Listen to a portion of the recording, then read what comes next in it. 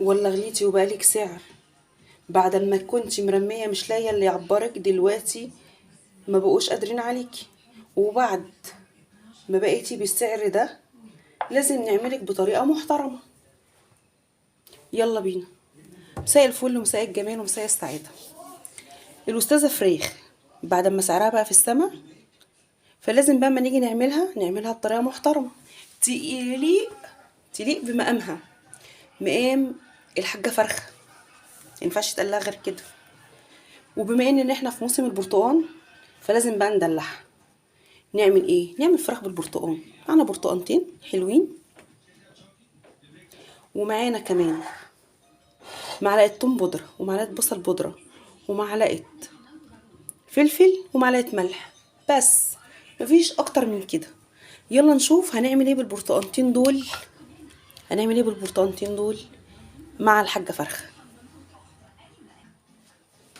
هنجيب المبشره وناخد برتقانايه وناخد منها ايه شويه من بشر البرتقال، بس ايه خدي الاصفر ما تاخديش الابيض. هناخد منها شويه الاول عشان يدي طعم حلو وريحه احلى. الحاجه فرخه. ناخد من التانية برضو شويه بالمنظر ده كده، كله في قلب الصينيه اللي هنتبل فيها على طول. بس يا ريت ما تتبليش في حاجه ايه ألمونيا، عشان الملح والبهارات ما يتفاعلوش مع الألمونيا ويضرنا.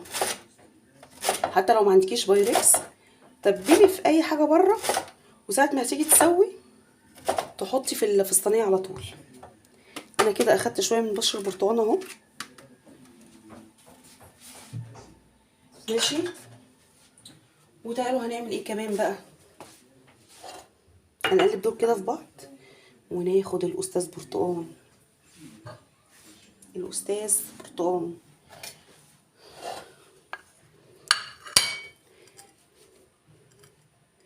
نقطعها كده. انا مش لسه هشغل العصاره بقى على برتقالتين، فالجيش قال لك ايه اتصرف. هنزق دول كده على جنب ونحط الكوبايه وايه ونشتغل. انا لسه هنزل العصاره وشغل على برتقالتين اتنين ليه يعني، شغال الدنيا على طول اهو. وما تقلقيش مش هتبقى مسكره، يعني محدش يقول ايه ده فراخ بالبرتقال هتبقى مسكره. على فكره انا بعمل الوصفه دي بقالي سنين ومحدش كلها مني وما عجبتوش.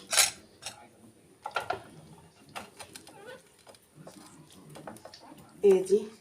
والبرتقانتين بالمناسبه برضو مش كتير، عشان احنا مش هنحط اي سوائل فيها غير هم عصير البرتقانتين دول.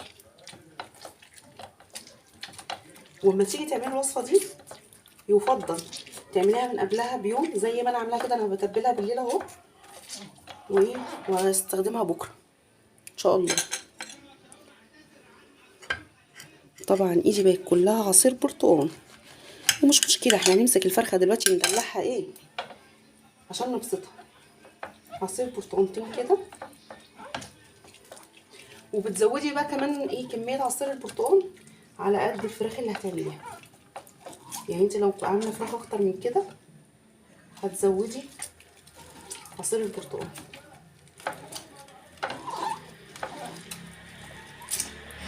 والوصفه دي ممكن تعمليها بصدور مخليه، بس في الوقت ده لو هتعمليها بصدور مخليه مش بفراخ كامله هتحطي ربع كوبايه زيت، لان الصدور ما فيهاش اي دسم فهتحتاج زيت فيها. لكن لو فرخه كامله كده زي ما انا عاملاها بجلدها يعني المقصود مش هتحتاجي اي مواد دهنيه، فمش هنحط زيوت. وما فيهاش اي بهارات تانية، يعني ولا 7 بهارات ولا 10 بهارات ولا الكلام ده كله. اودي دول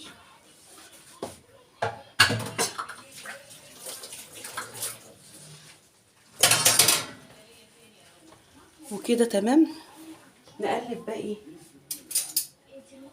التتبيله بتاعتها. يعني التتبيله دي احلى حاجه ليها تعمليها من قبلها بيوم. انا قلت تاني من قبلها بيوم، وممكن لو هتعمليها في نفس اليوم تعمليها بدري.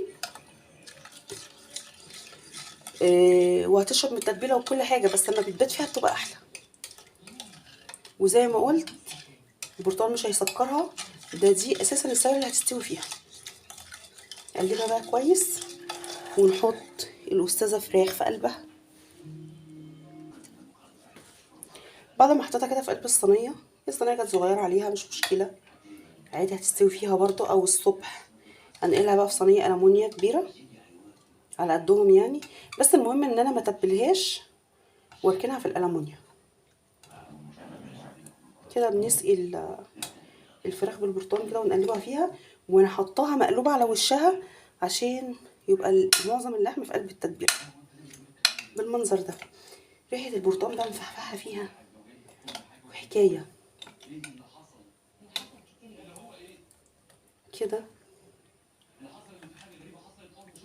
وهغطيها وابيتها لبكره. وبكده اشوفكم بكره بقى ان شاء الله لما نيجي نسويها ونشوف هنعمل معاها ايه. صباح الفل. كده احنا كده تاني يوم ونقع الفراخ اهيت في التتبيله بتاعتها. انا كنت هنقلها بس قلت لا خلاص هي كده كده مناسبه عليها.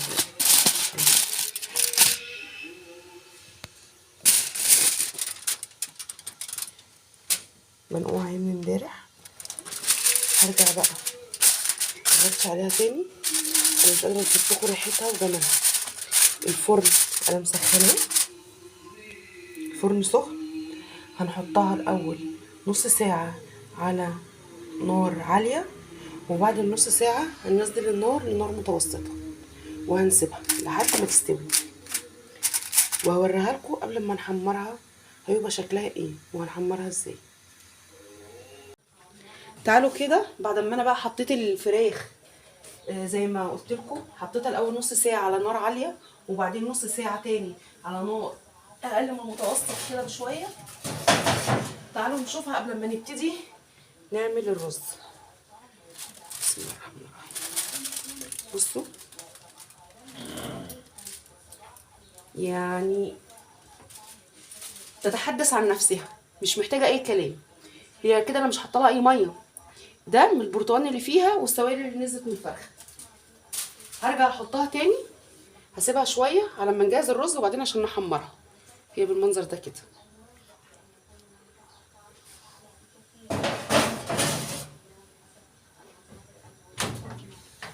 تعالوا بقى نشوف الرز اللي هنعمله. رز جديد وده اختراع يا كوتش، سواء هو او الفراخ ده اختراعي. الرز هتجيبي جزرتين هتبشريهم اهم. ادي جزرتين مبشورين مع كوستين مبشورين، ودي بصلايه. وطبعا الرز والبهارات اللي هتتعمل في الرز ده هو ملح وقرفه ناعمه بس. تعالوا يلا نحط الحله على النار مع الزيت ونشوف هنعمل فيها ايه.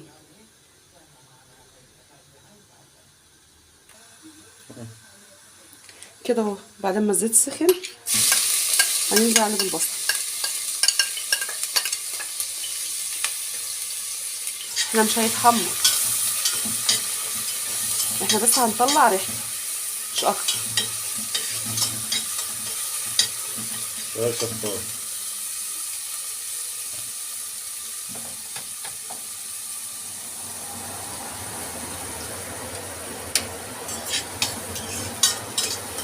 بالمنظر ده كده.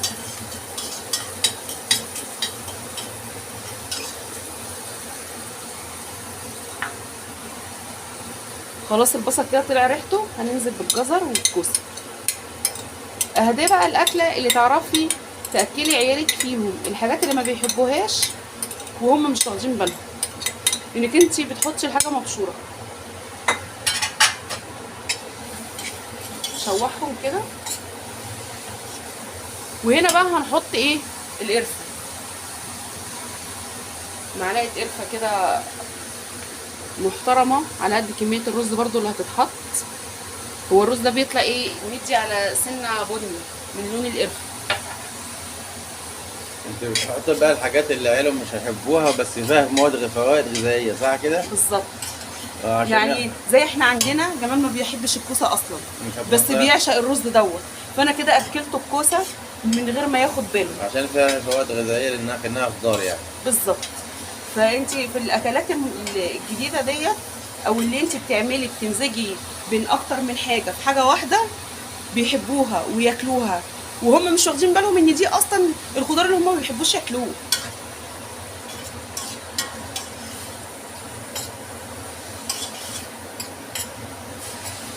ده اللي ليه كده. المرحله بقى دلوقتي هنحط الرز ونقلبهم مع بعض كويس، والملح والميه، مفيش اكتر من كده.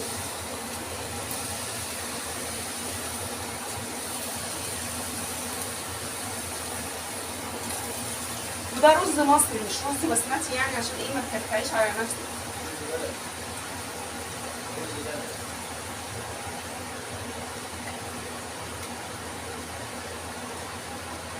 رز ايه؟ بلدي. بلدي. ده رز بلدي. واخدين بالكم اللي جت بلدي بلدي دي؟ رز بلدنا.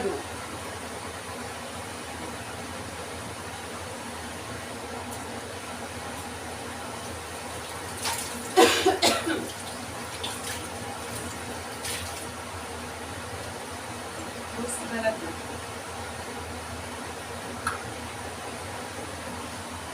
لا والله انا ما بقولهاش بطريقه يعني.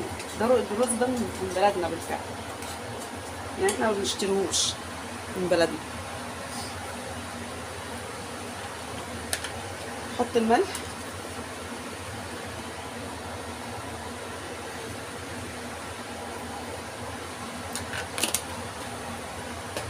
وهقلب. لو لقيته محتاج مثلا شويه قرفه تاني، احط له ايه؟ شويه قرفه.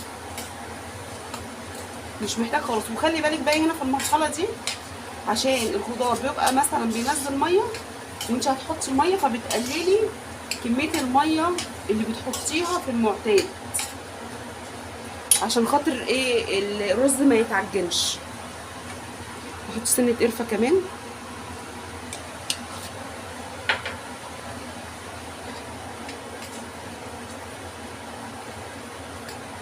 بالمنظر ده كده.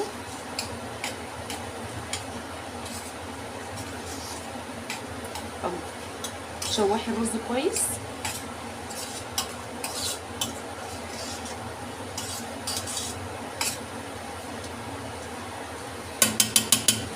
هحط ميه بقى، وخلي بالك ان الخضار فيه ميه، فمش هنحط كميه الميه المعتاده، هنحط اقل منها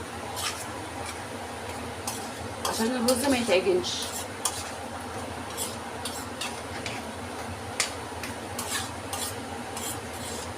وبالمناسبه انا لا عمري عيرت كوبايه الرز ولا الميه، انا كله بايدي وبعينيا بس. يعني ما بقعدش اعبي انا حطيت كام كوبايه رز فهحط عليهم كام كوبايه ميه، لا، كله بايدي وبعينيا. وهي الحوار كله مساله برضو تعود في المطبخ يعني. حتى شويه الميه اللي انا جبتهم جم بالظبط على قد، مش زياده حتى.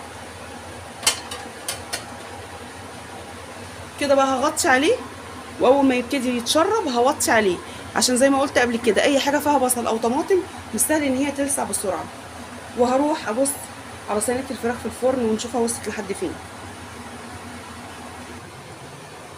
بصوا كده الفراخ خلاص استوت، ده دابت مش سوا اهي، ولسه فيها صوص برضو عادي. انا هحطها دلوقتي تحمر من الناحيه دي، وبعد كده هقلبها على الجنب التاني. فانا ادخلها على الشوايه وبعدين اوريكم بقى في الاخر بعد ما نخلص. وبكده بعد ما خلصنا الفراخ والرز بقى بالمنظر ده، وعملنا تكايه كده في الرز، لو طلع حلو هقول لكم عليها، ما طلعش حلو يبقى ايه؟ هي الطريقه الاولانيه بس. تعالى بقى عشان انت صاحب الفكره، دوق وقول لنا. معلقه اهي، ودوق بسم وقول الله لنا الرحمن ايه الرحيم. انت صاحب الفكره دي. طب ما تظهروني طيب في الفيديو. طيب هنجيبك اهو عشان انت صاحب الفكره، ويا رب تطلع حلوه. انا نص فرخه بعدها بتاعتي ولا ليا اقل ولا اطحن كله؟ إيه، دوس يا باشا. بسم الله توكلنا على الله.